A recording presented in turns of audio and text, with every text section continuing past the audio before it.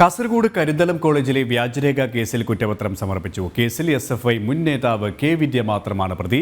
വ്യാജരേഖ നിർമ്മിക്കാൻ വിദ്യയ്ക്ക് മറ്റാരുടെയും സഹായം ലഭിച്ചിട്ടില്ലെന്നും കണ്ടെത്തൽ.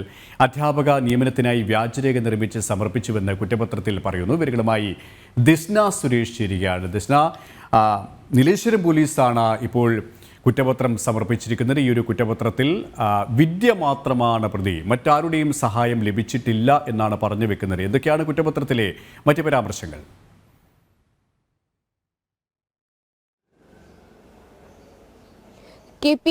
കേരളം ഏറെ ചർച്ച ചെയ്ത ഒരു വിഷയമായിരുന്നു വ്യാജരേഖ ചമച്ച് ഒരു കോളേജിൽ പഠിപ്പിക്കാൻ ഇറങ്ങിയ SFI നേതാവ് K. വിദ്യയുടെ വിഷയം എന്ന് പറയുന്നത്.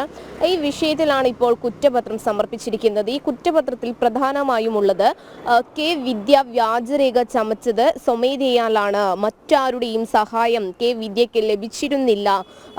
വ്യാജരേഖ ചമയ്ക്കലിൽ K. വിദ്യ വ്യാജരേഖ നിർമ്മാണത്തിൽ ഏർപ്പെട്ടത് സ്വമേധയാൽ മാത്രമാണ് എന്നൊരു കാര്യമാണ് ഇപ്പോൾ കുറ്റപത്രത്തിൽ പറഞ്ഞിരിക്കുന്നത്. നീലേശ്വരം പോലീസാണ് ഹോസ്ദുർഗ് കോടതിയിൽ ഇത്തരം ഒരു കുറ്റപത്രം സമർപ്പിച്ചിട്ടുള്ളത്. ഏകദേശം 2022 ജൂണിലാണ് K. വിദ്യ കരിന്തളം കോളേജിൽ പഠിപ്പിക്കുവാനെത്തുന്നത്. തുടർന്ന് ഒരു വർഷത്തോളം അവിടെ പഠനം പഠിപ്പിക്കുന്ന ഒരു സാഹചര്യം ഉണ്ടായിരുന്നു. പിന്നീട് അവിടുത്തെ പ്രിൻസിപ്പാളിന്റെ പരാതിയെ തുടർന്നാണ് അന്വേഷണത്തിൽ K. വിദ്യ വ്യാജരേഖ ചമച്ചു എന്നത് വ്യക്തമാകുന്ന ഒരു സാഹചര്യമാണ് ഉണ്ടായത്. അതുപോലെ തന്നെ അട്ടപ്പാടി അഗളിയിലും വ്യാജരേഖ ചമച്ച് തന്നെയാണ് K. വിദ്യ അവിടെ എത്തിയതും എന്നൊരു വിവരവും കൂടി നമുക്ക് ലഭ്യമാകുന്നു. K. വിദ്യ അന്വേഷണ സമയത്ത് തന്നെ വ്യക്തമാക്കിയ ഒരു കാര്യമുണ്ട്. താൻ സ്വമേധയാൽ തന്നെയാണ് ഇത്തരത്തിലൊരു വ്യാജരേഖ ചമച്ചത്. താൻ മൊബൈൽ ഫോണിൽ സ്വന്തമായി വ്യാജരേഖ ചമയ്ക്കുന്നു, തുടർന്ന് അതിന്റെ കോപ്പി എടുക്കുന്നു. തന്റെ സുഹൃത്ത്, 2ാം സ്ഥാനക്കാരിയായ സുഹൃത്തിനെ തോൽപ്പിക്കുവാൻ വേണ്ടിയാണ് ഇത്തരത്തിലൊരു വ്യാജരേഖ ചമച്ചത് തുടങ്ങിയ കാര്യങ്ങളൊക്കെ തന്നെയും K. വിദ്യ ഈ അന്വേഷണ സമയത്തൊക്കെ തന്നെയും പരാമർശിക്കുന്ന ഒരു കാര്യമുണ്ടായിരുന്നു. ഇതിൽ പ്രധാനമായും വ്യക്തമാകുന്ന മറ്റൊരു വസ്തുത, ഒരാൾക്ക് ഇത്രയും വലിയ ആധികാരികമായ ഒരു രേഖ ഒരു വ്യക്തിക്ക് ഒറ്റയ്ക്ക് നിർമ്മിക്കുവാൻ കഴിയുമോ എന്നൊരു ചോദ്യം, വസ്തുനിഷ്ഠമായ ഒരു ചോദ്യം ഇപ്പോഴും വ്യക്തമാകുന്നുണ്ട്. ഇങ്ങനെ ഒരു വ്യക്തിക്ക് ഇത്തരത്തിൽ ആധികാരികമായ ഒരു രേഖ ഒറ്റയ്ക്ക് നിർമ്മിക്കുവാൻ കഴിയുമോ എന്നൊരു ചോദ്യം കേസിന്റെ അന്വേഷണം നടക്കുന്ന പല ഘട്ടങ്ങളിലും ഉയർന്നു വന്നതാണ്. എന്നാൽ ഇപ്പോൾ കുറ്റപത്രത്തിൽ വിദ്യ ഒറ്റയ്ക്ക് തന്നെയാണ് ഇപ്പോഴും ബാക്കിയാകുന്ന ചോദ്യം. കാരണം ഈ ഒരു കുറ്റപത്രം നൽകാൻ തന്നെ കാലതാമസം എടുത്തിട്ടുണ്ട്. 13 ദിവസം കേസെടുത്ത 13 ദിവസം കഴിഞ്ഞിട്ടും വിധിയെ പിടികൂടാൻ പോലീസിന് സാധിച്ചിട്ടില്ല. ആ സമയത്ത് തന്നെ ചില വിമർശനങ്ങൾ ഉണ്ടായിരുന്നു.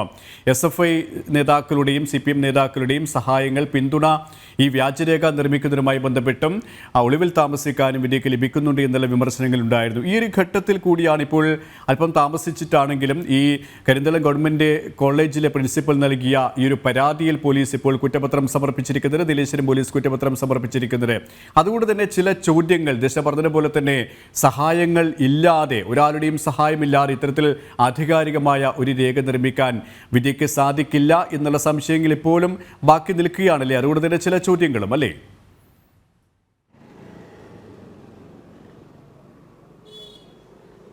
തീർച്ചയായും KP സൂചിപ്പിച്ചതുപോലെ തന്നെ ഈ വിദ്യയുടെ കേസിൽ നിരവധി വിദ്യയെ സംരക്ഷിക്കുന്ന അല്ലെങ്കിൽ ഭരണ തലപ്പത്തിരിക്കുന്ന ആളുകൾ വിദ്യയെ സംരക്ഷിക്കുന്ന ഒരു നടപടി സ്വീകരിക്കുന്നത് നമ്മൾ കണ്ടിരുന്നു. ഇതിൽ ഏറ്റവും പ്രധാനമായും എടുത്തു പറയേണ്ടത് ആർഷോയുടെ അടക്കമുള്ളവരുടെ പേരുകളൊക്കെ തന്നെയും ഈ സംഭവവുമായി ബന്ധപ്പെട്ട് ഉയർന്നു വരുന്നൊരു സാഹചര്യം ഉണ്ടായിരുന്നു.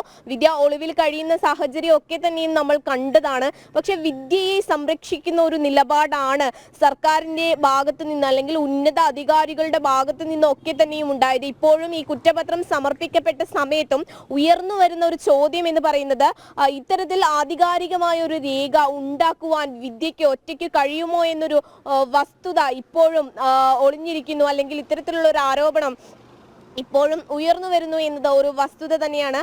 എന്തായാലും ഈ കേസുമായി ബന്ധപ്പെട്ട് ഇപ്പോൾ പോലീസ് ഹോസ്ദുർഗ് കോടതിയിൽ നീലേശ്വരം പോലീസ് കുറ്റപത്രം സമർപ്പിച്ചിരിക്കുകയാണ്. KP, വ്യാജരേഖ കേസിലാണ് മുൻ SFI നേതാവ് K. വിദ്യക്കെതിരെ നീലേശ്വരം പോലീസ് കുറ്റപത്രം സമർപ്പിച്ചിരിക്കുന്നത്. കുറ്റപത്രത്തിൽ വിദ്യ മാത്രമാണ് ഇത്തരത്തിലുള്ള ഒരു രേഖ ചമച്ചത്, മറ്റാരുടെയും സഹായ സഹകരണങ്ങൾ ഉണ്ടായിട്ടില്ല എന്നാണ് പറഞ്ഞു വെക്കുന്നത്. ഒപ്പം തന്നെയാണ് ചില ചോദ്യങ്ങളും സംശയങ്ങളും പൊതുസമൂഹത്തിനിടയിൽ ബലപ്പെടുന്നതും. ദിസ്നയാണ് കോഴിക്കോട് നിന്നും വിവരങ്ങൾ നൽകിയത്.